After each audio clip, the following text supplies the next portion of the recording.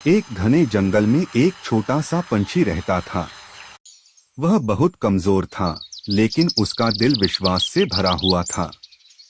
हर सुबह वह आसमान की ओर देखकर कहता, हे भगवान, मुझे हमेशा अपनी रक्षा में रखना। एक दिन अचानक जंगल में आग लग गई। चारों तरफ धुआं ही धुआं फैल गया। सभी जानवर अपनी जान बचाकर भाग रहे थे। वह छोटा पंछी भी डर गया, लेकिन उसमें इतनी ताकत नहीं थी कि वह दूर तक उड़ सके। थककर वह एक पेड़ पर बैठ गया और आंखें बंद करके बोला, हे भगवान, अब सब आपके हवाले है।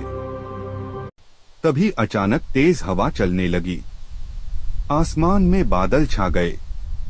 कुछ ही देर में तेज बारिश शुरू हो गई और धीरे धीरे जंगल की आग बुझने लगी। वह छोटा पंछी सुरक्षित बच गया। उसकी आंखों में आंसू आ गए। उसने आसमान की ओर देखकर कहा, धन्यवाद भगवान, आपने मेरी सुन ली। और तब उसे समझ आया, जब विश्वास सच्चा होता है तो भगवान खुद मदद करने आते हैं। एक छोटा सा पंछी था।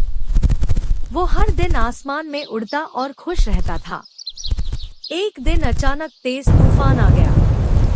हवा इतनी तेज थी कि पंछी का संतुलन बिगड़ गया और वो नीचे गिरने लगा। डर के मारे उसने आंखें बंद कर ली और मन ही मन भगवान को याद किया, हे भगवान, मुझे बचाना। उसी समय एक बड़ी सी डाली हवा में झूलकर उसके पास आ गई।